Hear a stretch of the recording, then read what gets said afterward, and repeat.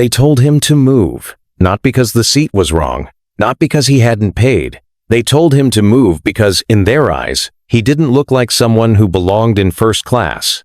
8 minutes later, the entire flight crew was fired. But the way it happened, how one young man, the son of a powerful black CEO, stayed calm in the face of blatant disrespect, would set off a chain of events that would change the airline industry forever. Who was his mother, the woman whose quiet influence could turn an insult in the aisle into a national policy shift? And how did a single sentence spoken on that plane become a rule that would ripple through airports across America? Before we get into it, I want to know, where are you listening from tonight? Drop it in the comments. And if you love stories of standing your ground and changing the game, make sure you subscribe so you don't miss the next one. All right, let's go back to that moment on the plane when the air was tight, the lights were too bright, and a flight attendant leaned down to say the words that started it all. "Sir, you're in the wrong seat. First class is reserved for premium passengers only." The words cut through the low murmur of boarding like a slap. Jordan Price looked up slowly from his phone. He was in 2A, seatbelt fastened, legs stretched out, hood up over close-cropped hair. The hoodie was jet black, the kind of fabric that whispered expensive if you knew where to look. His sneakers gleamed. On his wrist, an old Rolex caught the light, a faint glint of gold against his dark skin. The woman towering over him, flight attendant, mid-40s, tight bun, voice like a locked door, tapped her tablet with a manicured nail. "I'm not sure how you boarded here, but you need to move back to coach. Now." Around them, a ripple went through the cabin. A businessman in 1C glanced over his newspaper. A young couple paused mid-selfie. Somewhere near the galley, a phone lifted discreetly, the lens pointing straight at him.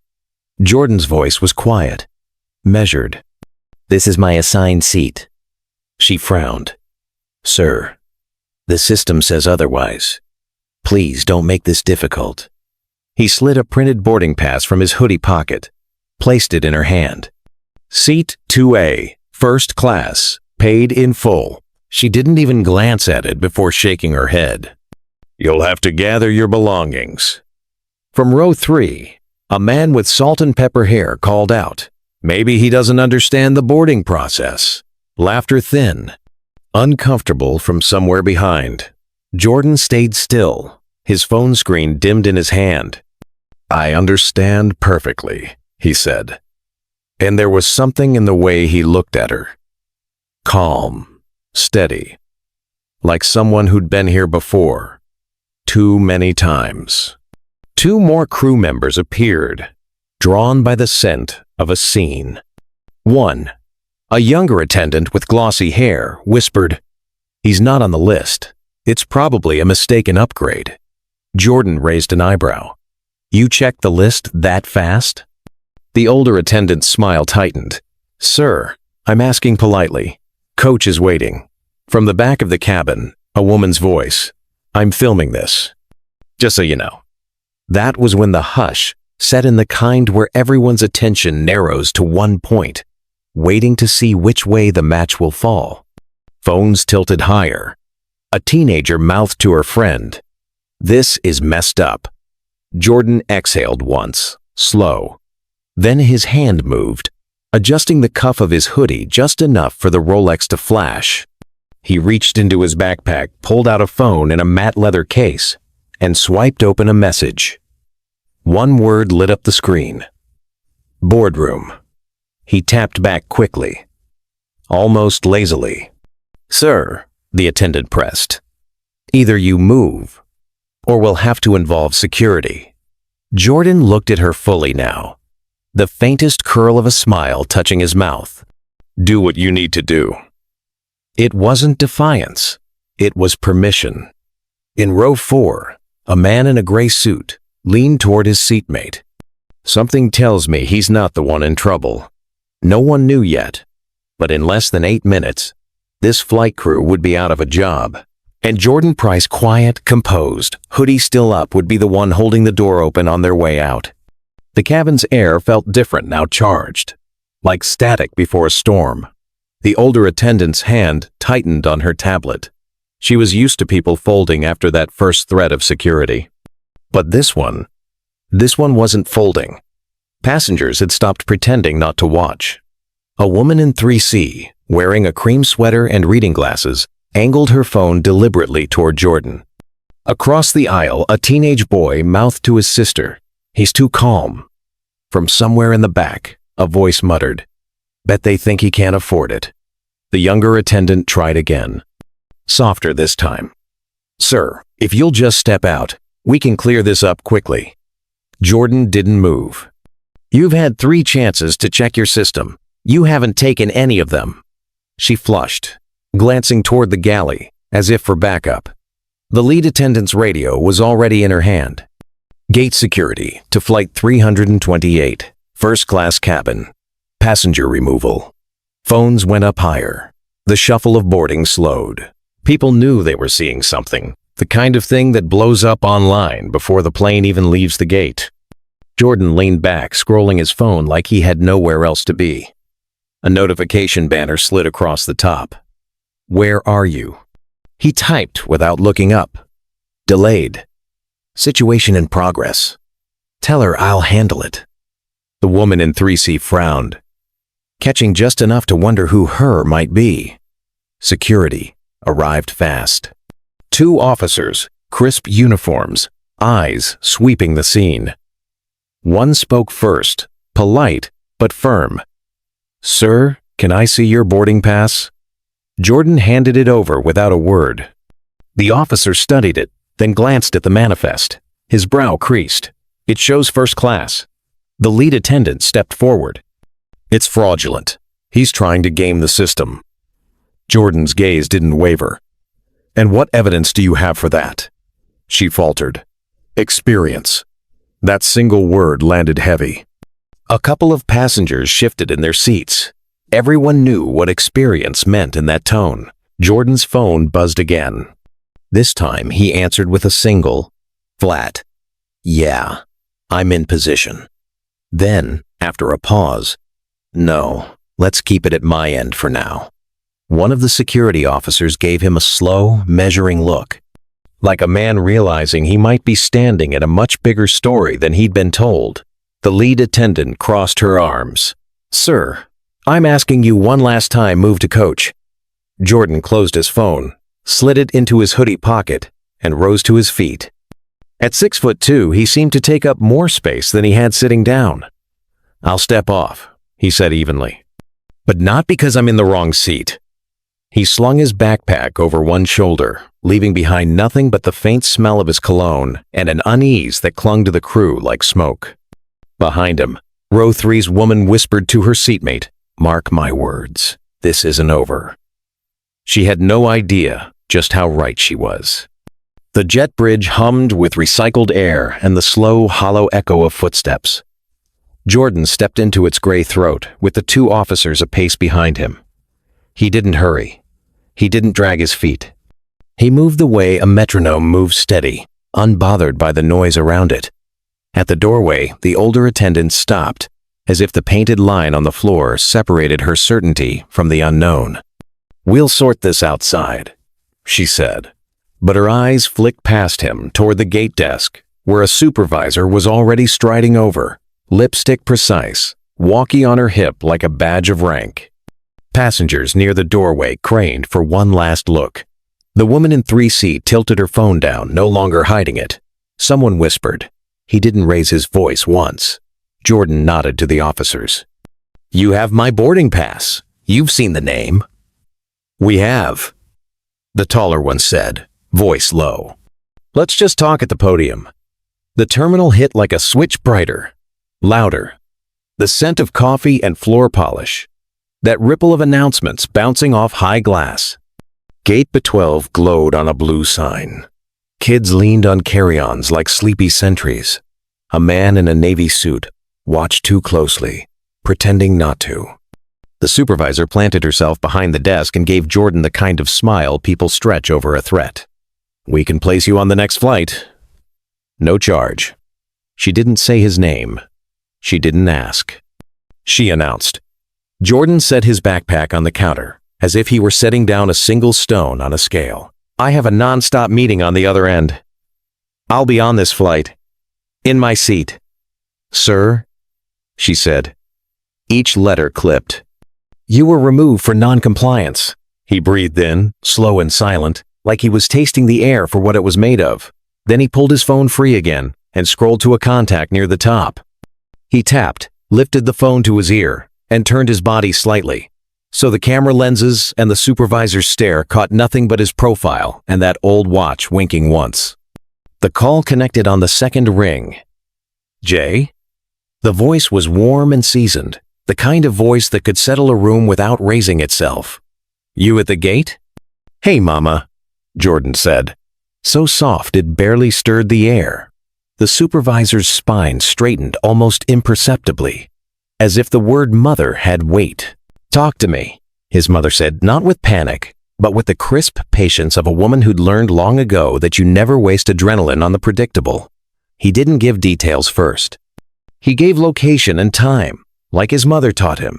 Atlanta, gate B12, 432. What have they said? That I don't belong up front. A breath on the line, not a hiss, not a sigh, something like a nod tucked inside a sound. You calm? I am. Good. You keep your chin level. Her words carried a softness that felt like home, and a steel that sounded like a boardroom. I'm stepping into the green room now. Stay on. He heard movement. Fabric. Heels on tile. A door closing. He pictured her palm shading the phone as she made one gesture to pause a schedule that cost more per minute than most people earned in a week. Evelyn Price didn't rush. She redirected Rivers. A second voice joined, thinner, efficient. This is Lila. I'm with your mother. Jordan glanced at the gate board. The flight number burned blue. Someone in the rows of chairs lifted a tablet and pretended to read. The two officers stayed near but not looming. Whatever this was, they didn't want to be in the shot if it went wide. Lila, he said. Loop enjoy. The supervisor found her name now. Sir, we're not at liberty to. Jordan raised a finger. Not rude, not showy. Just a tiny traffic signal for the space between words. He wasn't telling her to stop. He was telling her he wasn't in her lane. On the line, Lila's voice picked up a rhythm. Copy. Calling Joy Whitlow now. The name slid across the counter like a coin, small and heavy. The supervisor's eyes flicked to the officer's face. The taller one looked carefully blank. Jordan kept his voice easy. 8 minutes, Mama. I won't need that long, Evelyn said. In the quiet after her sentence, you could hear a page turning somewhere, the click of a pen, the little orchestra of decisions warming up. Put me on speaker, she said. Jordan laid the phone flat, knuckles close, as if he were protecting a candle from the wind, and angled it toward the desk. He didn't announce who she was. He let the room meet her voice, the way a congregation meets a hymn, plain, clear, undeniable. This is Evelyn Price, she said, and the sound of her name seemed to change the temperature under the gate lights. Not loud, not performative, just a fact placed gently where facts belong. Who am I addressing at B12? The supervisor wet her lip, pulled the microphone a little closer, and found her professional tone again. This is Gate Supervisor Marla Denton. Thank you, Ms. Denton, Evelyn said, and the thank you landed like a courtesy and a record being marked. My son is booked in first class on your flight to New York. He presented documentation. He remained calm. You removed him from his seat. Denton's chin lifted. He refused to comply with crew instructions. I have crew instructions in writing, Evelyn replied. Still warm, still unhurried. They include verify first, then act. Did anyone verify? Denton's mouth opened and closed, as if the shape of the word yes couldn't find a place to sit. We followed procedure as we understood it. Understood by whom? Evelyn asked. I want a name and a title. Denton's eyes flicked to the older attendant, who had stepped up behind her shoulder like a shadow with hairpins. The attendant cleared her throat. "Lead cabin," she said. "Johnson." "Thank you, Ms. Johnson," Evelyn said. "Jordan, are the officers still present?" "They are." "Officers," Evelyn said, her voice wrapping their titles like a warm scarf. "Thank you for coming so quickly. I appreciate your professionalism in checking the manifest. I'd like you to stay nearby as observers." The taller one nodded, as if she could see him through the phone. "Yes, ma'am." Another sound clicked onto the line. Lila again. "We have Joy." A third voice joined, all polished oak and clipped vowels. "Joy Whitlow." "I'm on." Denton's eyes jumped. The name had made the rounds in trade articles and elevator conversations. "Whitlow, the kind of counsel you hired when you wanted your problems to feel smaller under a microscope." "Joy," Evelyn said, "we have a passenger removal under circumstances we are not going to justify with euphemisms. Jordan will describe the sequence. Please record the time." "Recording," Joy said. Jordan didn't tell a story. He gave a sequence.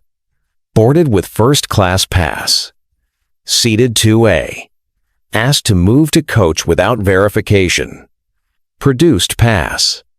Dismissed without viewing. Produced ID. Dismissed. Security called. Security verified first class. Lead cabin insisted pass was fraudulent without evidence. Removed to gate. No heat. No extra adjectives. Just a line of stones laid across a river. "Thank you," Joy said. Paper rustled, rapid, decisive. "Miss Denton, please hold the flight." Denton's hand went to the mic, like a reflex. "We can't, you can," Joy said, in that tone lawyers use when they're not explaining the law, just reminding everyone it exists. "I will keep this short, Miss Denton. The airline in question has a relationship with Price Holdings that is material in volume and visibility. We are not threatening you. We are informing you of context." The older attendant stepped back half a step, as if context might splash. Evelyn's voice softened again by a degree. "Ms. Denton, we are not interested in punishment for sport. We are interested in standards that keep all your customers safe and respected. Right now, we need a supervisor above your level. I'm the senior on duty," Denton said, but the sentence had a tremor down the middle. "Then patch us to your district manager," Joy said. "Or your station chief. We will hold." Denton stared at the phone like it might combust. Then she made the decision people always make when they're standing on a small island and can see a bridge. She picked up her desk handset and stepped 2 inches to the left, turning her body toward a wall where her colleagues couldn't read her face. She spoke into the phone with that quick staccato that says, "I don't want to say the details out loud in front of the audience." She listened. She nodded. She listened more. When she returned to the desk, her lipstick looked paler. "They're on," she said, and pressed a button. A new voice entered the circle. Lower, older, a tenor run through gravel. "This is Station Chief Ramsey." Evelyn didn't switch tones for him. "Mr. Ramsey, thank you for joining. This is Evelyn Price. My son has been removed from his paid seat. We are requesting immediate verification and reinstatement. We are also requesting that you hold your departure clock for the next few minutes." Ramsey hesitated, then chose his words like he chose ties conservative, hoping to offend no one. "Miss Price, I apologize for the inconvenience. We'll get him on the next flight." "No," Evelyn said, and it wasn't a raised voice, but it moved like a door closing. "You'll put him back in the seat he purchased." Something about the way she said purchased made a few heads turn in the gate area, as if money itself had peered over its glasses. Joy cleared her throat. "Mr. Ramsey, while Ms. Price speaks, I'm sending a short note to your general counsel. It will simply say, 'We are on the line at B12. Please advise.' That is all." Across the room, the man in the navy suit finally looked like himself.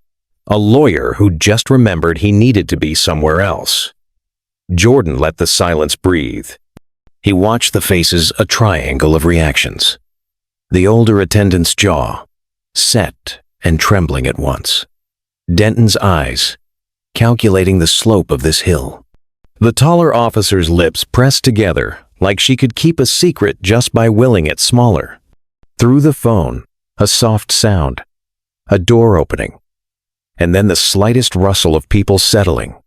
The feel of a room full of decision-makers taking their seats on the other end of a world-sized string. Lila murmured, "We have them." Evelyn didn't wait to be introduced. "Good afternoon," she said, to whoever could hear. "For those who may not know my voice, I'm Evelyn Price. I chair Price Holdings. We are not a majority owner in your airline, but we are what my grandmother would have called a significant neighbor." In the plastic chairs near the window, the woman in the cream sweater leaned forward and forgot to breathe. "My son was told he did not belong in a seat he paid for," Evelyn went on. "He was told without verification. He was told in public. He remained calm. Because calm is a kind of armor we've had to learn to wear. You will put him back in his seat. Then we will talk about the rest." Ramsey coughed a yes that sounded like relief, pretending to be authority. "Of course, Ms. Price. Ms. Denton, reinstate the passenger." Denton blinked. Now, he said. The older attendant made a sound that might have been a protest or a swallow. Jordan looked at her, not unkindly. "I'll walk with you," he said, as if he were offering her a way to hold on to a piece of dignity that had started to slip. But Evelyn wasn't finished. "One more thing before my son boards," she said. "I'd like your crew lead at the gate." There was a pause, a shuffle, the hush, before a name is called in a classroom. Then the lead stepped up, shoulders squared, mouth set. "I hear you," Evelyn said. "Look, I understand how busy your job is. I understand snap judgments feel like shortcuts until they cost you an entire map. You will not speak to my son that way again. And you will not speak to anyone's son that way again. What happens next will be handled through proper channels. For now, you will step off this crew." The lead's lips parted, breath catching on the hook of words she couldn't find. Denton glanced at Ramsey's name on the screen and made the simplest motion in management, a nod that says, "Do as told, and we will discuss your feelings later." Silence deepened around the gate, the kind that makes you aware of small sounds. The click of a stroller buckle, an espresso machine releasing steam. The light touch of a ring against a phone case as someone adjusted their grip. Jordan watched it all without triumph. He turned the phone a fraction back toward him. "Mama," he said gently, "I'm going to board." "Do," she said. "Stay on the line. We won't hang up until you buckle in." He lifted the phone from the counter. The taller officer stepped half aside, an unspoken escort. The jet bridge swallowed them again, cooler now, somehow. Or maybe the temperature hadn't changed at all. Halfway down, the younger flight attendant waited, hands clasped tight enough to blanch her knuckles. She looked up at him, tried for brave. The word broke. She tried again. "I didn't check when I should have. I'm sorry." Jordan paused. In the tunnel, it was just the two of them and the even breath of the plane beyond. He nodded once. "You'll do better," he said. It wasn't permission. It was a direction. The first-class curtain hung open like a small stage. Row 2 appeared exactly as he'd left it.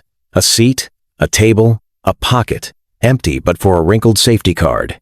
He settled in. The leather exhaled around his shoulders. The cabin was so quiet he could hear someone in row 4 swallow. He clicked the belt. The buckle's clean metallic note carried to the door. "Buckled," he said into the phone. "Good," Evelyn said. "Stay put. We're still here. A beat." "Joy?" "I'm drafting," Joy replied. "It will be brief. It will be clear. And it will be received." At the galley, The crew lead stood with arms at her sides and two supervisors flanking her. Faces set in the neutral expression of people who've run out of chances to fix a moment. Denton conferred in a murmur. Ramsey's voice floated in from somewhere deeper in the airport, promising callbacks, using the word incident like it could shrink everything if he just said it correctly. Jordan rested his hand over the phone, pressed his palm against the glass for a second, like you do when someone you love is on the other side of a window. He didn't close his eyes. He didn't look away. Evelyn's voice returned, steady as a drumbeat. "Jay, I'm going to give Ms. Whitlow 8 minutes. Then I'm calling the chair." On row 3, the woman in the cream sweater raised her head, sensing the change in the air even if she didn't know what it meant. Jordan didn't smile. The corner of his mouth moved, small as a secret. "You won't need 8. The intercom crackled as the door closed, but there was no welcome aboard, no cheerful rundown of flight time, just silence. The kind that makes even frequent flyers sit up straighter. Jordan stayed in 2A, hoodie up, gaze forward. He wasn't waiting for the drink service. He was waiting for the system to show its hand. Up at the front, the acting lead attendant new face, hair in a neat twist moved with careful efficiency. Her eyes kept darting to the galley phone like it might ring with a message she didn't want to hear. In row 3, the woman in the cream sweater still filming kept her lens angled just low enough to pretend she was scrolling. The older crew lead from earlier was gone. Removed, quietly, down the jet bridge. She hadn't even made it past pre-flight checks. Jordan leaned back, phone in hand. He wasn't on social media. He was inside a shared document with 2 names on it, his and Joy Whitlow's. Lines of text blinked in as he watched. Timestamps, exact quotes, crew titles. The record was building itself in real time. 2 rows behind, a businessman whispered to his seatmate, "Why's he documenting like that?" The seatmate shook his head. "Because he's not here to argue. He's here to set a precedent." The flight attendant in the twist came down the aisle, polite smile fixed, offering water before takeoff. "Still water or sparkling?" "Still," Jordan said, then added, "And a copy of the manifest, if you can." Her smile twitched. "Sir, I'm not authorized." Jordan finished for her. "Then bring me someone who is." "From the galley." A chime sounded. The attendant excused herself. Moments later, the captain emerged, a tall man in navy and gold, jaw tight, eyes scanning for a fight he thought he could win. "Mr. Price," he said, with the formal tone of someone told to be polite but not friendly. "I understand there was a misunderstanding." Jordan looked up at him like he was weighing whether to spend words at all. Then, a misunderstanding is when 2 people have different facts. This was an assumption in uniform. The captain's nostrils flared. "We have procedures." "And you skipped step 1 of all of them," Jordan said evenly. Verification. Phones lifted again. Passengers had learned to spot the moment in a conversation worth recording. The captain shifted. "We'd like to resolve this quickly." "You will," Jordan said. "But resolution without record is just erasure, and I don't erase." His phone buzzed a secure call. He answered without leaving his seat. "Joy." The lawyer's voice was crisp. "The draft is with General Counsel and the COO. I've looped in your mother." Jordan's gaze stayed on the captain. "Good. Keep it moving." The captain hesitated, then stepped back toward the cockpit. The acting lead attendant reappeared, manifest in hand. She set it on the armrest without meeting his eyes. Jordan didn't thank her. He slid it into the open folio beside him, next to the growing stack of documents. In row 4, someone muttered, "This is bigger than a seat assignment." They were right. Outside in the terminal, Evelyn Price's name was moving through email chains faster than any boarding announcement. District managers were already on calls. Schedulers were holding crews in place. The clock on Flight 328's departure time was no longer in the captain's control, it was in Jordan's. And every person in first class could feel it. The cabin held its breath. Not the dramatic kind, more the everyday kind. The air people keep inside when they sense the ground under them is shifting and they're trying not to sneeze at the wrong time. The acting lead attendant hovered at the galley phone again, listening, nodding, eyes widening by degrees. She hung up, smoothed her apron, and came down the aisle with a different posture. Smaller, careful with her words, like stepping across a creek on flat stones. "Mr. Price," she said quietly, We're glad to have you on board." Jordan lifted his gaze. "Thank you." Row 3's woman in the cream sweater lowered her phone a fraction, just enough to see him without the screen between them. "Price," she whispered to herself, as if the name tasted familiar. Her eyebrows drew together, then released. She didn't say it out loud yet, but the recognition had begun. 2 seats back, the businessman who had been whispering earlier tapped a quick note into his mind, not his phone names. Headlines. A profile he'd skimmed over coffee one Sunday. He glanced at the Rolex again. He looked at the way Jordan sat upright, hands steady. No theatrics. The businessman's mouth moved around a single, silent word. "Oh." At the aisle, the captain reappeared, chin lowered now, not to surrender, but to meet the moment, without the mask of command. "Mr. Price," he said, voice less stiff, "we're awaiting a crew adjustment. Then we'll push." Jordan nodded once. "Take your time. Get the right people in the right seats." A chime sounded in the galley, just a call from the front, but it carried like a bell in a small church. The acting lead lifted the receiver, said nothing, listened. When she hung up, she looked at Jordan with a kind of cautious respect. "They're asking if you need anything before departure. I need you to drink some water," he said, tone light enough to soften the edges. "You're shaking." She blinked, surprised by the permission to be human, and nodded. "Yes, sir." Across the aisle, a young man with a basketball cap had his headphones around his neck now, not over his ears. He leaned forward slightly.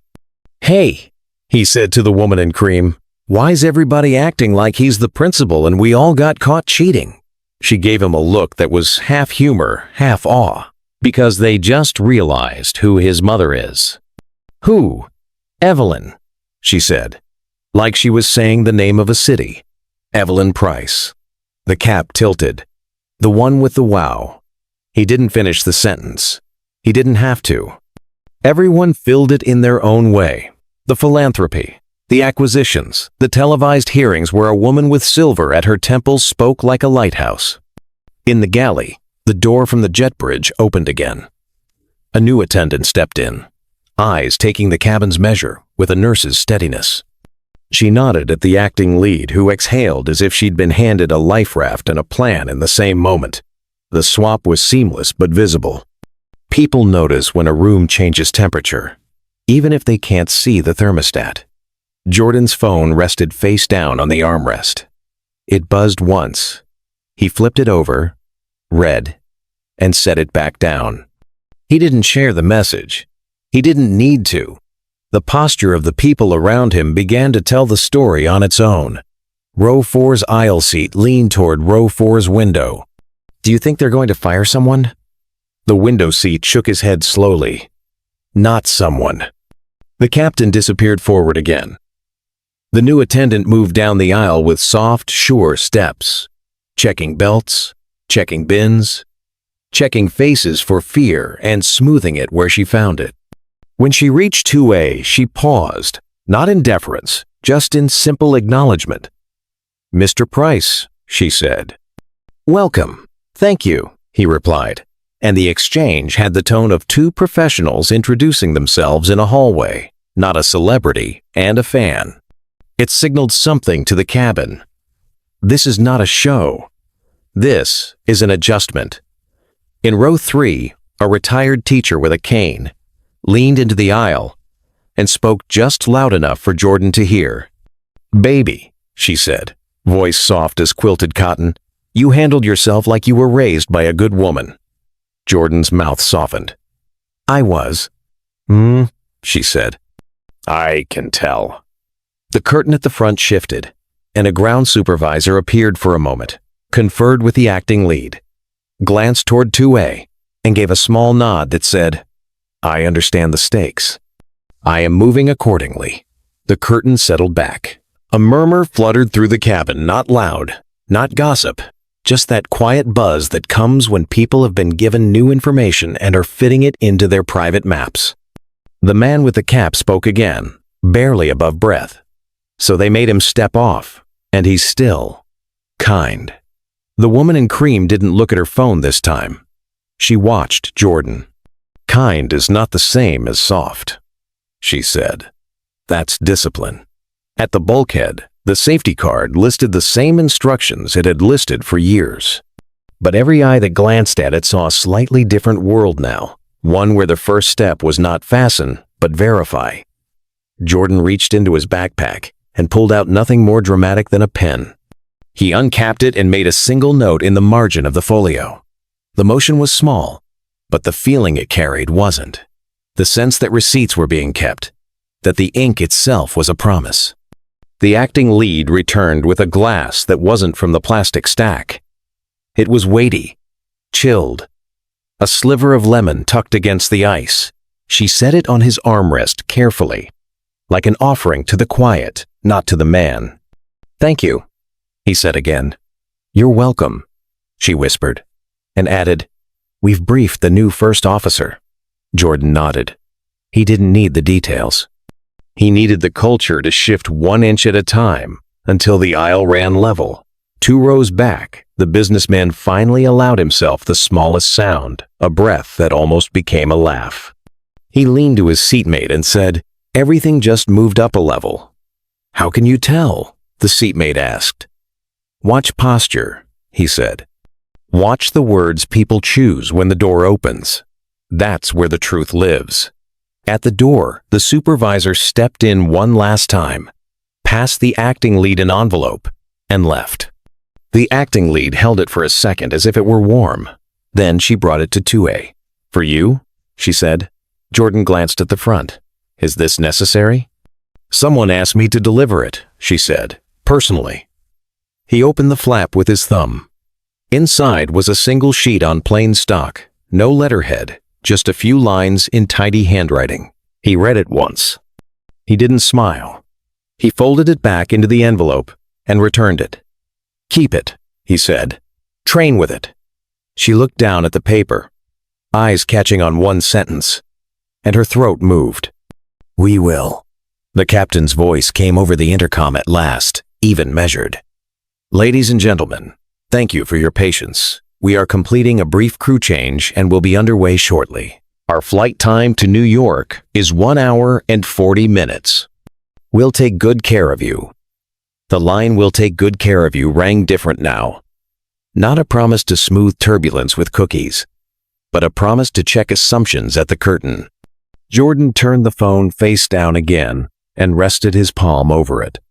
The gesture looked like nothing more than a man settling in. Those who were watching closely saw something else. A switch flipped from defense to direction. Row 3's retired teacher gave the faintest nod, as if agreeing with a thought he hadn't spoken aloud. "All right then," she murmured. "Let's see what you build." The galley curtain shifted. The new first officer stepped out, eyes steady, and spoke one sentence to the acting lead. "We're set." No flourish, no apology tour, just readiness. In the aisle across from 2A, the young man in the cap caught Jordan's eye, then looked quickly away, embarrassed by his own curiosity. Jordan tipped his chin once in greeting. It was enough to make the young man sit a little taller, like a wire had been plucked inside him and was still humming. The cabin felt different, because it was different. A quiet adjustment had passed from person to person, like a candle flame touching a wick, not a blaze, not yet, but light, where there had been less of it. Jordan adjusted his seatbelt by a notch and let the leather cradle his shoulders. He didn't look at the door again. He didn't need to. He was done asking who was in charge. He had started being it. The hum of the cabin deepened as the new crew settled in. The curtain at the front swayed just enough to reveal the captain in quiet conversation with the new first officer, both of them speaking into headsets, their voices low and clipped. Row 3's retired teacher hadn't taken her eyes off Jordan since the first curtain shift. Now she leaned on her cane, the rubber tip tapping once against the carpet like punctuation. "Baby," she said softly, "you've already changed the air in here. I can feel it." Jordan gave her a small nod. Not a thank you, an acknowledgement. The kind one leader gives another when they see the same thing unfolding. From the back of first class, the murmur began pockets of passengers trading pieces of the story like puzzle tiles. Some had seen the jet bridge scene. Others had only caught the tension when Jordan reboarded. By the time the captain's voice returned to the PA, every version was leaning in the same direction. This wasn't just about a seat. "Ladies and gentlemen," the captain said, "we'll be departing shortly. Thank you for your patience." The way he said patience carried the weight of thank you for not asking the questions I can't answer right now. Jordan's phone buzzed again. No ringtone, just the discreet vibration of something important. He turned it over. On the screen, 5 minutes. The text wasn't signed. It didn't need to be. He placed the phone face down, reached for the folio, and opened it to the manifest page. His finger traced one name, then another, pausing over a title that meant more to him than to anyone else in the cabin. He capped his pen deliberately and slid it into the spine. Across the aisle, the woman in cream sweater noticed the movement. "He's not scribbling," she murmured to her seatmate. "He's marking." The jet bridge door opened again. Unexpectedly, a ground supervisor stepped in, this one wearing the dark blazer reserved for station management. She didn't approach the captain. She went straight to Jordan's row, crouched slightly so her voice didn't carry. "Mr. Price, I've been asked to inform you your requests are being processed as we speak." Jordan looked at her without leaning forward. "How fast?" She hesitated. Immediate effect. The pen was back in his hand now, his only visible reaction. He wrote 2 words in the margin of the manifest and closed the folio. Passengers who couldn't hear a word still felt the shift. It was in the way the supervisor's shoulders dropped a fraction before she stepped away. It was in the way the captain glanced over and then turned back toward the cockpit with his jaw set like a man who'd been briefed on a change in ownership. The businessman in row 4 muttered to himself, "We're not flying until he says we're flying." He was right. Jordan picked up his phone and opened a new note, thumb hovering over the keys. He typed a single sentence, saved it, and locked the screen. The act was small, but the ripple was big, like a fuse being laid instead of lit. From somewhere forward, the acting lead attendant emerged with a piece of paper folded twice. She handed it to him silently. He unfolded it, read the short message, and looked up at her. "Tell them I'll speak when I'm ready." She nodded, without blinking. The curtain closed again, but the cabin's attention didn't waver. Every conversation was shorter now, every movement more deliberate. Row 3's retired teacher leaned back and said what everyone was thinking. "Something's about to happen." And Jordan, hoodie still up, watch glinting in the dim. Let the silence confirm it. In less than 5 minutes, he wouldn't just be another passenger in 2A, he'd be the one giving the orders. The paper on Jordan's tray table lay flat as a calm lake. The ink was fresh enough to shine under the cabin lights. He read it again without seeming to read, just letting the words live in the air long enough for everyone's nerves to hear them. The acting lead waited, hands folded at her waist. She wasn't blinking much. Down the aisle, the retired teacher felt for her cane, then relaxed her grip. She could tell when a room was about to move from whisper to truth. Jordan tapped the corner of the page once with his pen. Then he looked up. "Before we push," he said, voice steady. Made for microphones, even though he wasn't using one. "We're going to clear a few things, not only for me. For everybody who sits in these seats, up front or in the back. No one shushed him. No one asked for quiet. Silence slid across the cabin like a curtain. He turned the paper toward the aisle so the acting lead could see it. "This is a notice," he said, "from Price Holdings to your airline's general counsel and station management. It references the clause my mother negotiated when your executive team came courting 6 quarters ago. They wanted a partnership bulk travel, joint philanthropy, a little shine from a name you put on gala programs. We said yes, under conditions." He didn't say the clause number. He didn't cite statute. He let the language be human. The condition was simple. If a passenger is removed without verification, and the removal involves bias, we reserve the right to intervene in real time, not after a press release, not after a committee meeting. Right now, at the gate, on the plane, with the authority that comes from what we spend and what we stand for. The acting lead swallowed. The captain stood in the galley doorway, arms loose at his sides, listening. Jordan placed the paper back on the tray. "Your legal team has accepted the trigger. They've acknowledged that step 1 verification didn't happen. They've acknowledged the harm. And they've agreed to the remedy." He looked at the acting lead, the way a teacher looks at a student who has worked hard and deserves to be told the truth plainly. The remedy starts with accountability. She drew a breath, steadying herself. Jordan's tone never sharpened. It deepened. "Ms. Johnson, the former lead on this flight, is relieved of duty pending termination.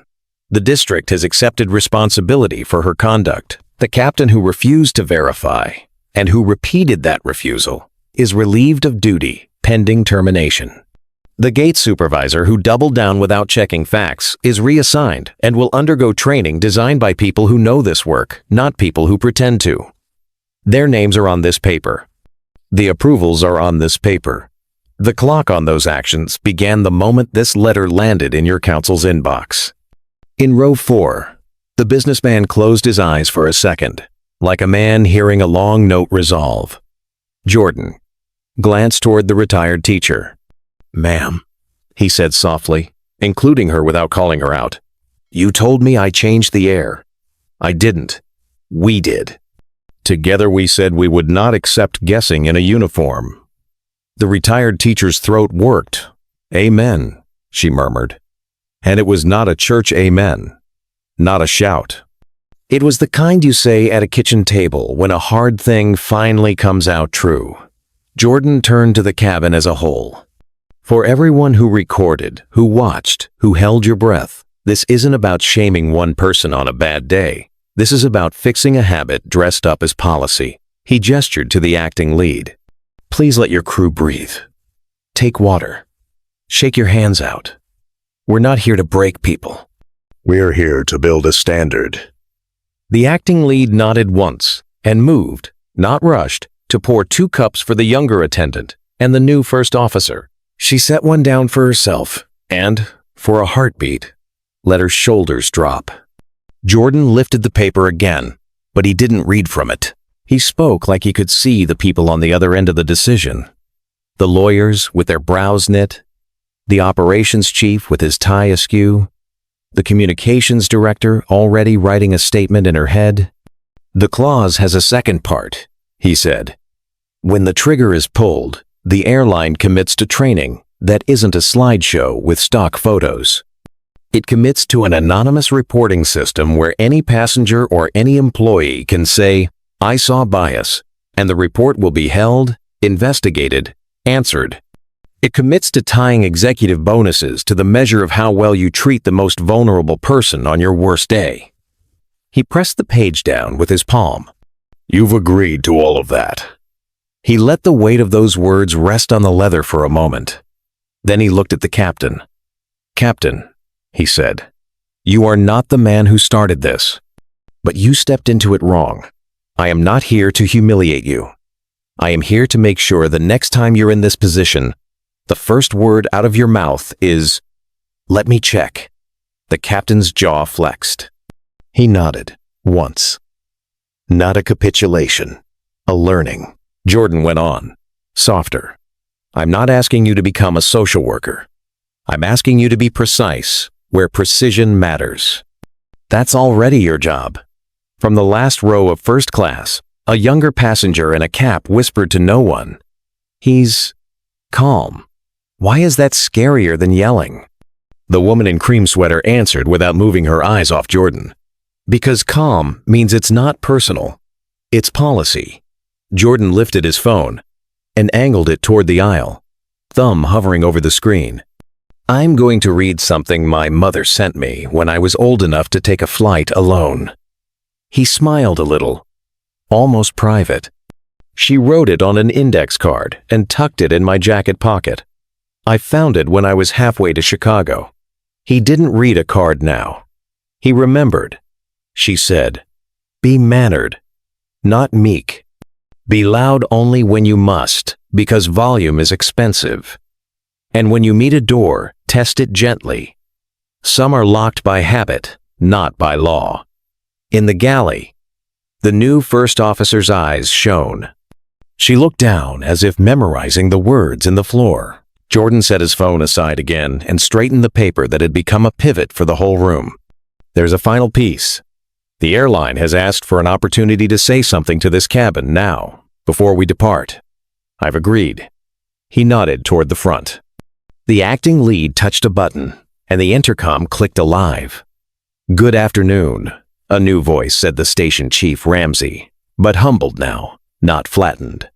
"I'm speaking to those of you in first class, and those who can hear beyond the curtain." A passenger was asked to leave his paid seat without verification. That's on us. We are taking corrective action right now. We will be better. We will prove it, not just say it. Mr. Price Jordan, thank you for the way you handled this. To everyone on board, thank you for your patience. He didn't add a script. He didn't reach for a joke. The line clicked off. It was enough. Jordan breathed once, and the breath felt like a pattern he'd practiced. He folded the paper along its crease, slid it into the folio, and closed the cover with a quiet thud that sounded like a gavel someone had wrapped in velvet. He looked at the acting lead. "Let's fly." "Yes, sir," she said. And the yes was not to him personally. It was to the standard. The captain disappeared into the cockpit.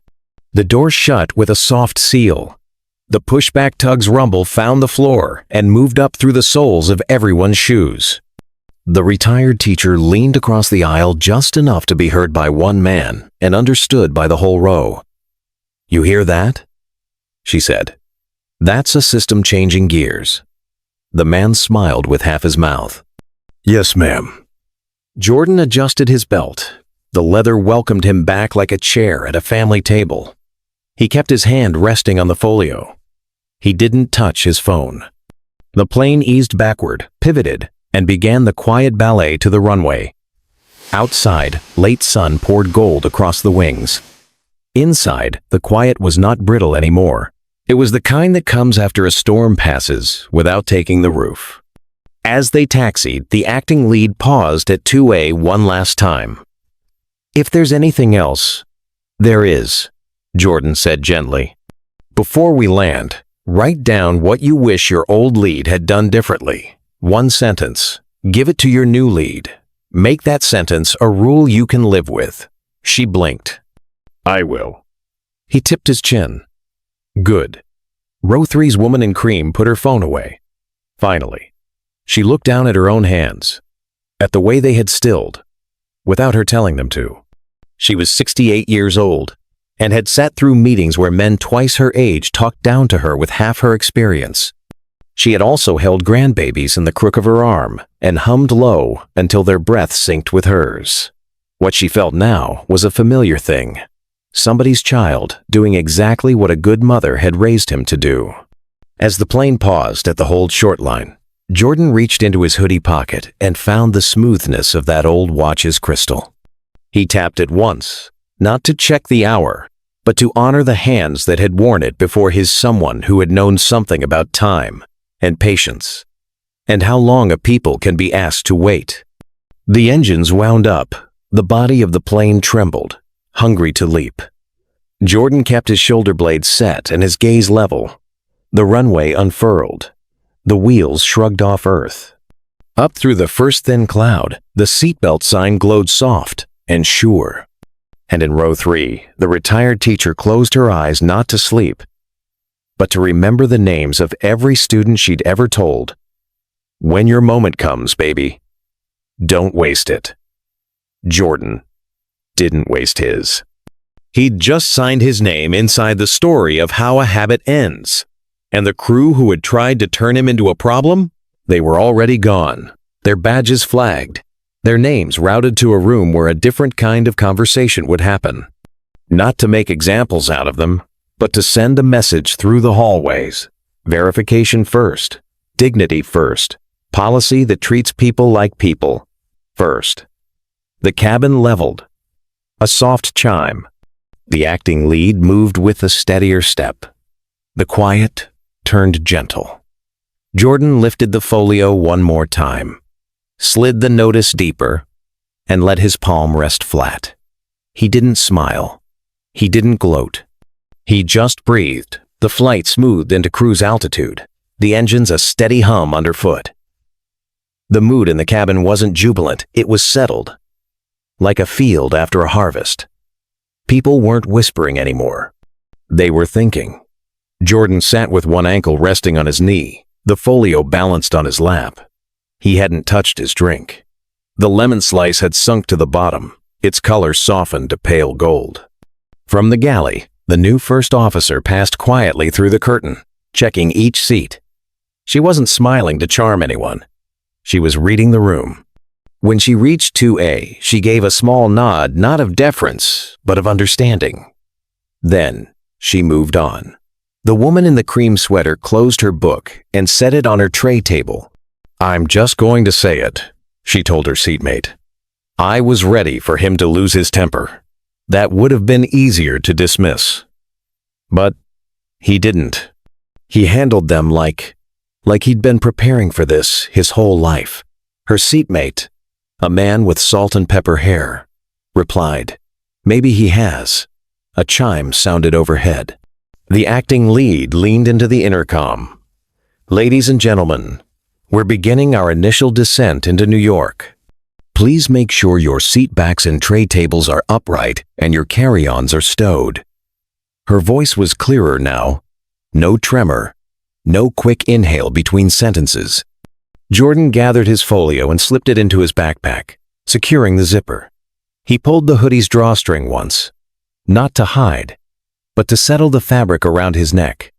The retired teacher across the aisle watched him like she was memorizing the last few brushstrokes of a portrait. "When you land," she said softly, "somebody's going to be waiting for you." Jordan met her eyes. They usually are. The descent was smooth. The city's lights began to appear below, a quiet grid under the haze. Passengers shifted in their seats, the rustle of fabric and bags replacing earlier tension. As the wheels touched down, the cabin exhaled as one. The engines reversed, the brakes gripped, and the plane slowed with practiced precision. Taxiing to the gate, Jordan kept his phone dark. He didn't need to see the incoming flood, he knew it was there. Statements drafted, calls scheduled, possibly even the first press inquiries. The captain's voice returned. "Ladies and gentlemen, welcome to New York. Local time is 7:42 p.m. Please remain seated until we've reached the gate." The jet bridge locked into place with a muted thump. The seatbelt sign dimmed. People rose, reaching for bags, but not rushing. Many glanced at 2A as they passed, some with small nods, some with quiet smiles. The woman in the cream sweater paused at his row. "Mr. Price, thank you." Jordan returned the nod. "Safe travels." The retired teacher was the last to leave first class before him. She leaned close, voice just for him. "Your mama's proud tonight." Jordan's reply was almost a whisper. "I hope so." He stepped into the aisle, backpack slung over one shoulder, folio secure. As he reached the galley, the acting lead spoke once more. "We'll remember what you said. All of it." He gave her the faintest smile. "Make it policy. The jet bridge was quiet, the terminal beyond busier. Just ahead, two figures in tailored coats waited. Jordan recognized them instantly: station management and a corporate liaison. They didn't speak in the open. One simply extended a hand. Jordan shook it once, firm, and kept walking. Behind him, the cabin door closed for the next flight. And somewhere deep in the airline's internal network, 3 personnel files had just been flagged, not for review, but for action. Jordan didn't look back. The night air met him with the kind of cool that wakes you up even if you weren't sleeping. New York traffic murmured in the distance. His phone buzzed again this time. He answered. "Yeah," he said into the receiver. "It's done. Now we move on to the next part." And just like that, the steps quickened. The terminal's glass doors sighed open to the curb, and a wall of New York night washed over Jordan. Cool air, a river of headlights, a horn somewhere insisting on its own emergency. A black sedan idled at the curb. The rear door opened before he reached for it. "Jay," Lila said, from the back seat, sliding over. "Your mother's on." He got in, pulled the door shut, and the city softened to a hush. The driver eased into the stream. Lila handed him a second phone, already connected. "Baby?" Evelyn's voice filled the car. Warm, controlled. "You home safe?" "On the way," Jordan said. "We touched down 10 minutes ago." They swapped the crew. The acting lead held the line. "Good," Evelyn replied. "Now we do the part they can't walk back." The sedan glided along the service road, under a highway rib cage, then onto the expressway. Streetlights flickered across Jordan's hoodie like passing thoughts. "Joy's on with me," Evelyn added. "We have 19 minutes before the board convenes in full. We'll use every one." "Copy," Joy said in his ear. Precise as a metronome. Quick brief. Legal accepted the trigger. Station chief issued the apology. "You heard. We have provisional terminations for the lead and the captain. Reassignment for the gate supervisor pending training and review. I've drafted the public statement and the internal memo. Now we set the reform clock." Lila tapped her tablet, the glow painting her face. "Media already circling. 2 networks, 1 major paper. We control the frame or we chase it." "Frame it," Evelyn said. "Jordan, I want the fix to outlast the story," he answered. "We go past punishments. We wire the change into the walls." "Say it plain," Evelyn prompted, giving him the podium she used when she wanted her son's full voice. 3 fronts, he said. "People, process, proof." Goy said. "People," Jordan began. "Training designed by practitioners, not a vendor with stock photos. Every customer-facing employee gate, cabin, call centers, 8 hours in the first month, then refreshers quarterly. Real scenarios, role play, measurable learning. Process," he continued. "No one gets removed from a paid seat until 2 steps are complete. Verify and consult. Verify means eyes on the manifest and the boarding pass, not a hunch. Consult means a second staffer signs on to the decision, and one of those 2 must carry a title above the other. If either step fails, removal stops. And proof," Jordan said. "An anonymous reporting system that doesn't disappear into a void. Every report gets a tracking number. Reporters get updates. Independent auditors review the data quarterly and publish the curve. If it bends wrong, we don't wait a year to notice." "Excellent," Joyer said. "Tying incentives? 20% of executive bonuses linked to 3 outcomes," Jordan said. "Reduction in verified bias incidents, increase in timely resolution, and employee participation in training. Not attendance, competence, measured by assessment." The car slipped off the expressway and into the canyons of Queens. Warehouse roofs lined like folded paper. Lila glanced at him. "Timeline?" 72 hours to launch the reporting system," Jordan answered. 48 to publish the removal protocol. Training live in 30 days, with an interim module in 7 so nobody hides behind a calendar. We ask for public milestones, not promises. Evelyn's smile lived in the sound of her breath. There's my boy. The sedan stopped at a glass building with a guard who already knew the car. The barriers rose. The lobby doors parted, like they'd been waiting for this exact moment.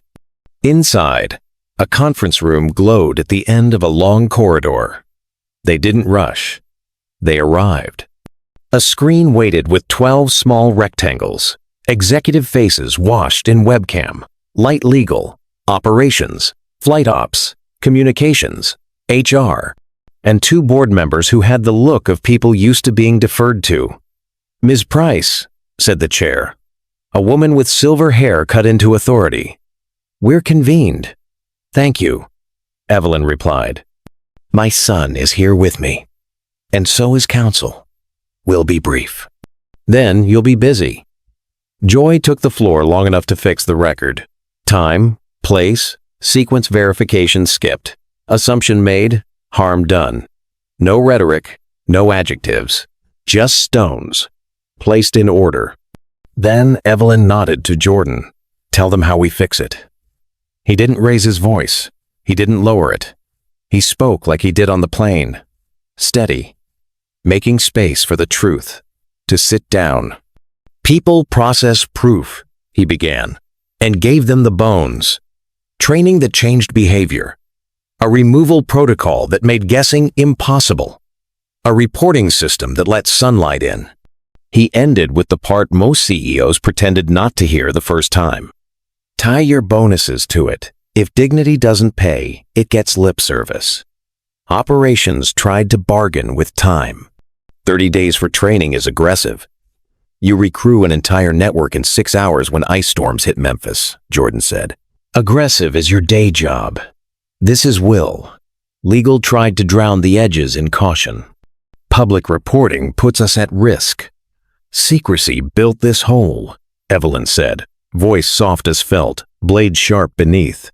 "Transparency is the ladder. If you fall, the world will see the bruise." "Good. You'll heal faster." Flight ops cleared his throat, an old reflex craving hierarchy. "We'll need union dialogue." "Invite them in on day 1, Jordan said. "Find your best stewards and make them co-authors." People protect what they help build. Communications raised a hand like a student with the right answer. "We can announce the initiative tomorrow. Give it a name." "No slogans," Jordan said. "Name the standard. Verification first. Dignity first. Words people can say in a hallway when a decision is about to go wrong." The chair looked from one rectangle to the next, reading the faces like a weather map. "I hear assent," she said. "Let's put it on paper." Joy already had it, a draft that captured the spine of everything that had been said and none of the fluff. She read the clauses in clean language, the kind your grandmother could repeat after dinner. As she spoke, the executive's shoulders changed, some dropping, some squaring, as if the words were a weight that fit better than the old one. "Before we vote," Evelyn said, "we'll hear one more voice." She turned the camera to include Lila at the table. "Jordan, tell them what you told the acting lead." "1 sentence," Jordan said. "Write down what you wish your colleague had done differently. Make it a rule you can live with." HR swallowed. "We've been waiting for a way to make that real." "Then stop waiting," Evelyn said, not unkindly. "You've got a runway." The vote wasn't dramatic. It didn't need to be. Hands raised in squares, yes after yes, until the screen looked like a field of tiny flags. "Motion passes," the chair announced. "Effective immediately." Jordan nodded once. "Thank you, Mr. Price," said the board member with the engineer's posture. "What made you stay calm when most people would have burned the place down?" He thought of the retired teacher's cane tapping once on the carpet. The young man fixing his cap. The acting lead's trembling hands around a glass of water. He thought of his mother's index card, the one he could still feel like an extra rib. Because anger is a match, he said. It burns quick, and then you're in the dark. System change is a grid. You wire it once, and the lights stay on. Silence stretched, not empty, but full. Communications? The chair said at last. Draft the public statement. No corporate gloss. Say what happened. Say what we're doing. Use verbs. Legal, she continued. Finalize the agreements and notify the union of immediate consultation. Ops, she said. I want the interim training module on my desk by Monday, not a deck. A plan with names. HR. Stand up the reporting system. Contract the independent auditors. I want the portal live by Friday at noon. They moved like a pit crew snapping on fresh tires. Before we leave, Evelyn said, I'll say what I said to my son when he was 12. And a security guard followed him around a store like his pockets had magnets.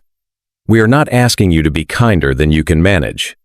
We are asking you to be just as careful with people as you are with planes. Both carry lives.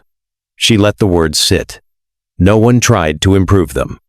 The meeting ended, not with applause, but with calendars populating and phones lighting up. In the corridor, Lila leaned against the cool glass and exhaled for the first time in an hour. You good? She asked. Jordan nodded. Better when it's live. It will be, she said, showing him her screen. A short plain statement blinked there. Ready. We removed a passenger from his paid seat without verification. That was wrong. We are changing how we decide, how we train, and how we're held accountable. Today. Send it, Evelyn said behind them, and Lila did, her thumb releasing a current into the city. They walked out together, mother, son, counsel, into a lobby where the night pressed close to the glass. The revolving door spun them back to the street's soft roar.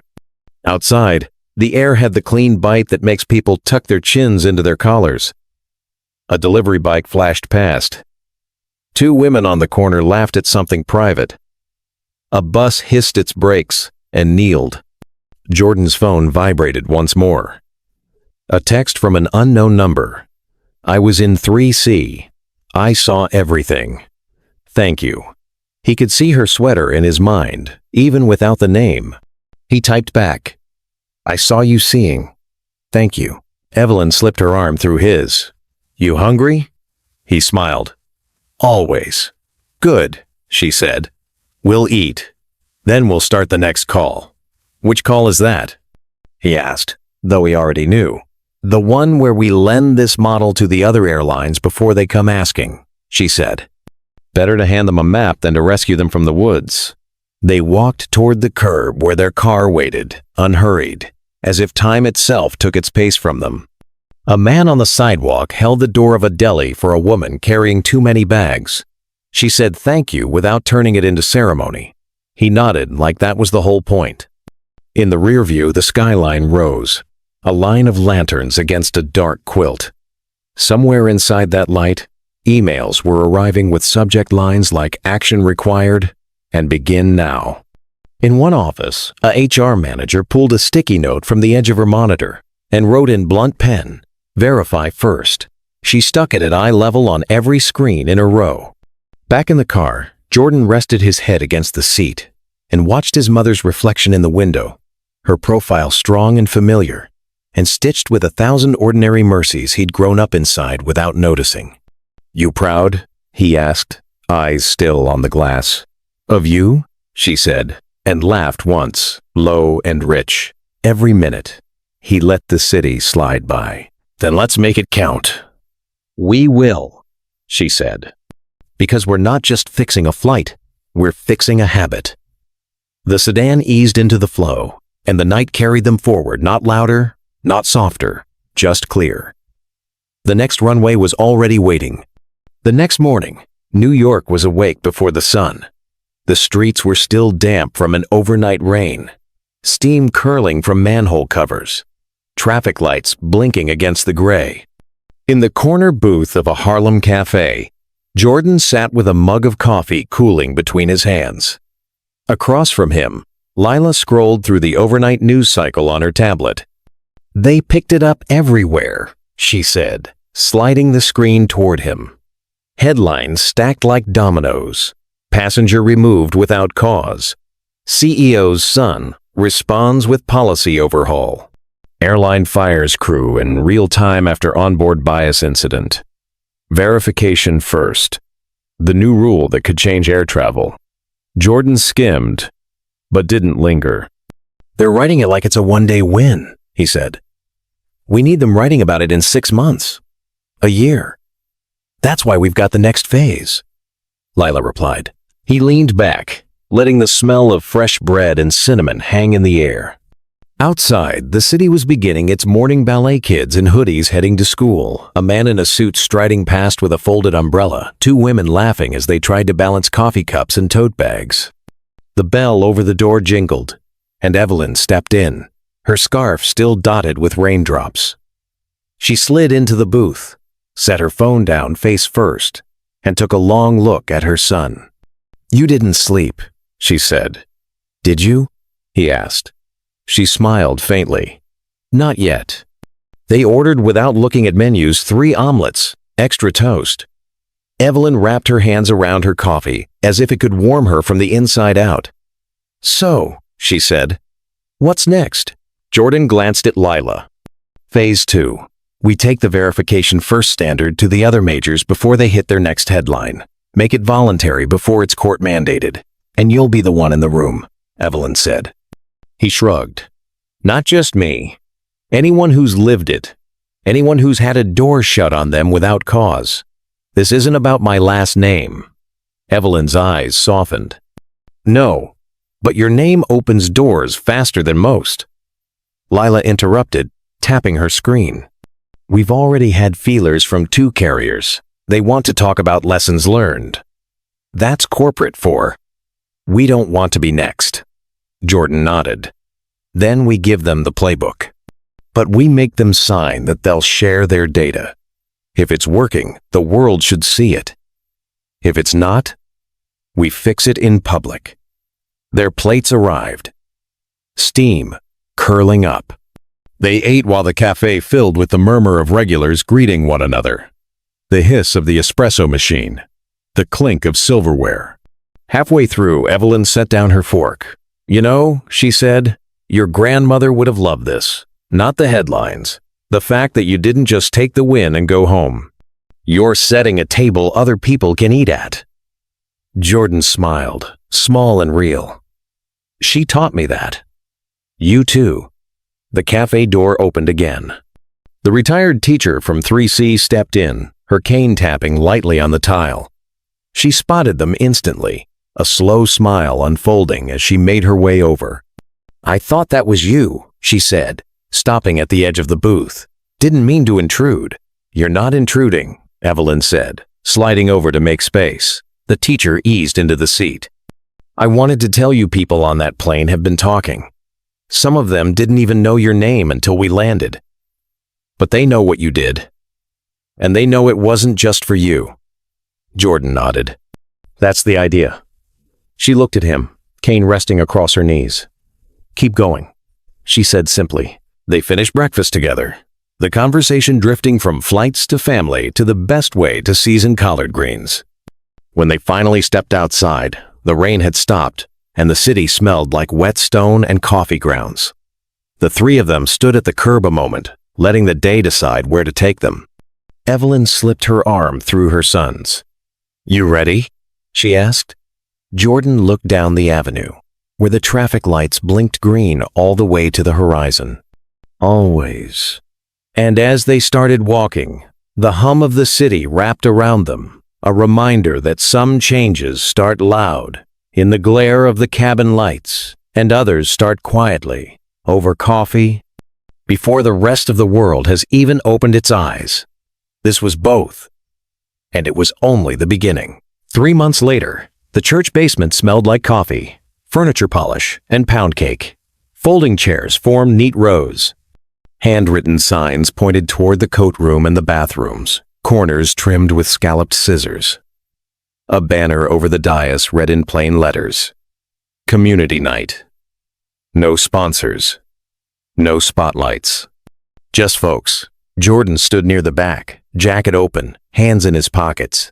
He wasn't on the program. He had come because his mother asked, and because a woman from a plain cream sweater, a cane that clicked like a metronome, had left a message on his phone. If you're free on Thursday, come hear what your moment turned into. He watched the room fill. Ushers in white gloves guiding people to seats. A line at the dessert table.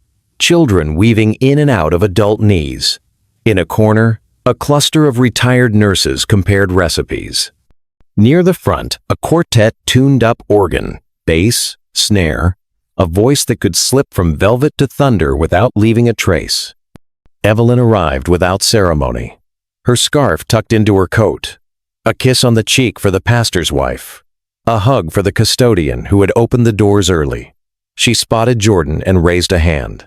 He met her halfway, and they stood together for a moment in the aisle like two notes, finding the same key. The program started with a hymn everyone knew by heart.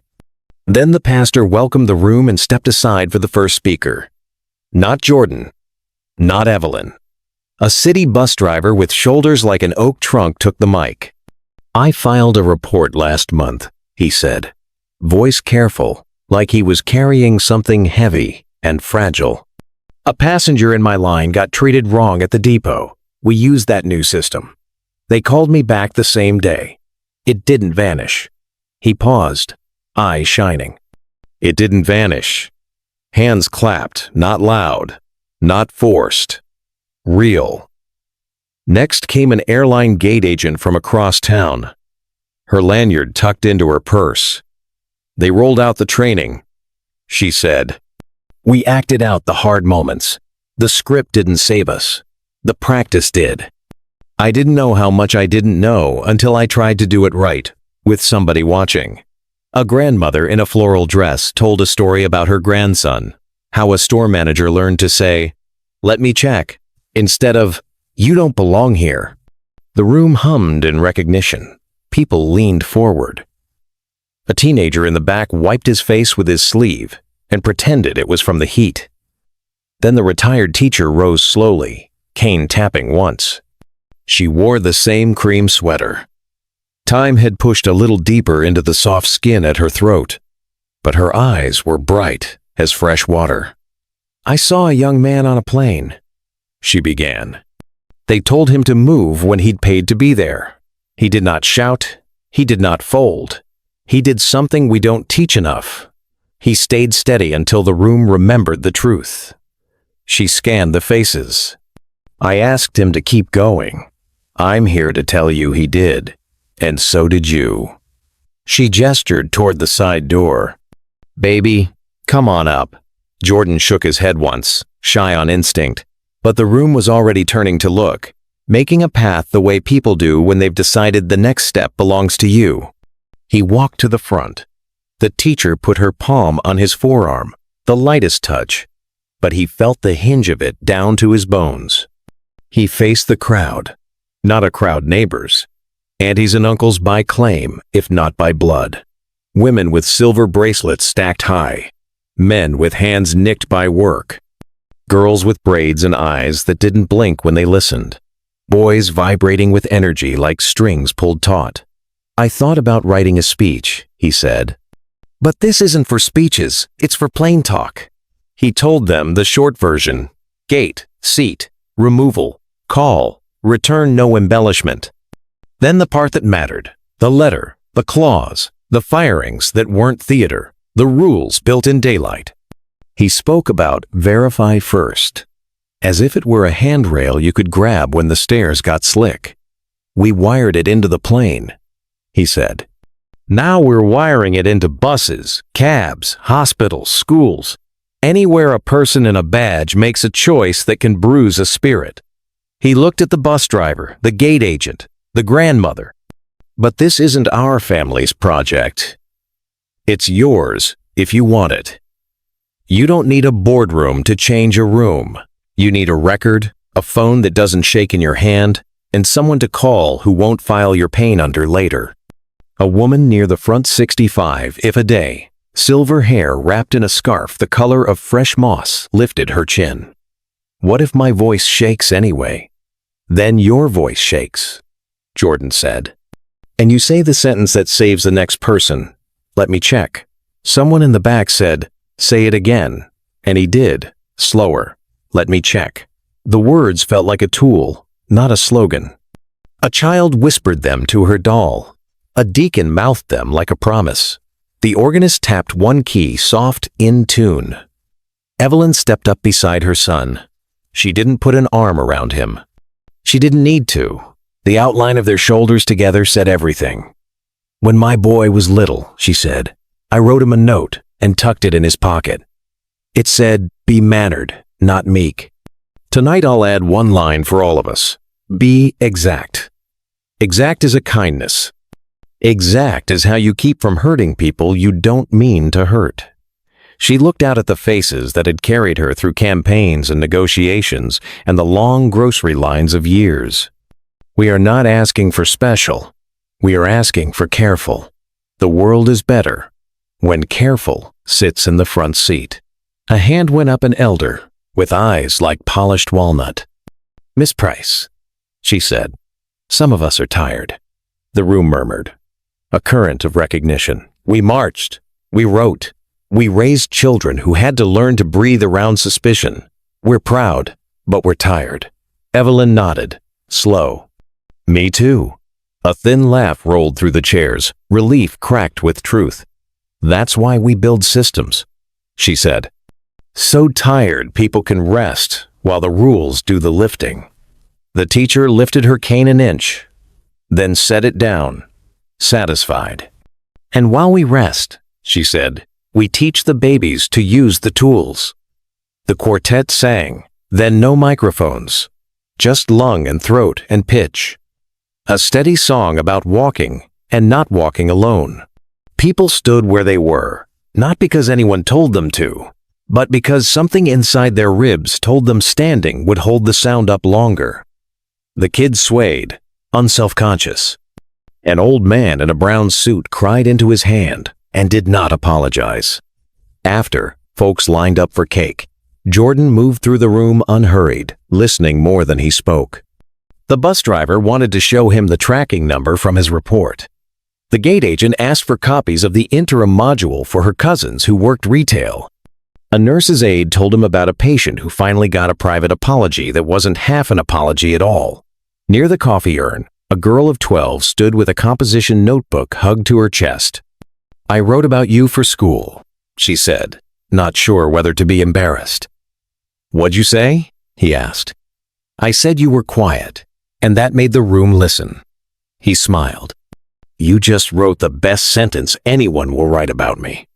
She grinned, showing a missing tooth that made her look even more like a promise. When the crowd thinned, the teacher found Jordan again. Do something for me, she said. Anything. Take a picture with me, she said. Not for the internet. For my kitchen. I want to see your face next to my grandbabies, so I can point when they stomp and say, use your inside tools first. They stood side by side, while a deacon pressed the button on a simple camera. With a click you could feel. The photo slid out a minute later. The teacher fanned it with a paper plate and smiled at the gray blur as it became a picture. Look at that, she said, pleased. Proof. Jordan and Evelyn walked out into the cool night together. The streetlights made halos on the sidewalk. Somewhere nearby, a bus sighed, then pulled away. They could have called a car, but they didn't. They walked. Are we done? Jordan asked, half a joke. Evelyn laughed softly. Baby, we are never done, but we are allowed to feel good when a thing lands right. They passed a corner store with the door propped open and a bell that chimed as people went in and out. A boy held the door for a woman balancing 2 bags and a toddler on her hip. The woman said, "Thank you." The boy nodded like it was nothing. "Look," Evelyn said. "There it is again." "What?" "Careful," she said, "in the wild." They reached the corner. Traffic paused as if the city itself were letting them cross first. The wind lifted Evelyn's scarf and laid it down again. "Say your sentence one more time," she said. "Let me check," Jordan replied. "Good," she said. "Make it a reflex." They walked on. Behind them, in the church basement, the last of the coffee was poured, and the folding chairs were being stacked. On the corkboard, someone pinned a flyer that read in marker, "Verification First Training. Saturday at 10. Bring a friend." Underneath it, someone else wrote, "Bring a story." A system had begun to hum where habit used to sit. Not perfect, not finished, but moving. And in living rooms and kitchens all over the city, women with silver at their temples told the story into the room the way you tell a recipe by feel, by memory, with one eye on the faces listening to learn. They did not use hashtags. They did not need to. They used names and places and the accurate weight of what happened. By the time Jordan laid his head down that night, the lights were still on in terminals, on buses, in tiny offices where someone was rewriting a training outline with a pen that didn't skip. The grid he'd spoken about was no longer an idea. It was connected. It was lit. He slept like a man with work, waiting, and help at his side. And in a kitchen 3 blocks from the church, the photo of a young man and a teacher dried on a windowsill, edge curling just a little in the warm air. When it was fully clear, she would tape it to the cabinet door above her kettle, where she kept things you reached for every day. Legacy wasn't a statue in a lobby. It was a sentence people said when it mattered. It was a hand paused on a shoulder before choosing. It was a habit retired because careful had taken the job. That sentence, small and exact, moved from mouth to mouth, from badge to badge, from counter to cockpit. "Let me check." And doors opened. Thank you for staying with me until the very end of this story. This wasn't just about a seat on a plane, it was about dignity, about the quiet power of staying steady when the world expects you to explode. It was about building systems so the next person doesn't have to fight the same battle. I believe stories like this matter because they remind us that change doesn't always come from shouting the loudest. It comes from speaking with precision, from being exact in how we treat one another. And when that precision becomes a habit, whole industries can shift. If this story moved you, if it made you think of a time when you or someone you loved was treated unfairly, share it in the comments. I want to hear your voice.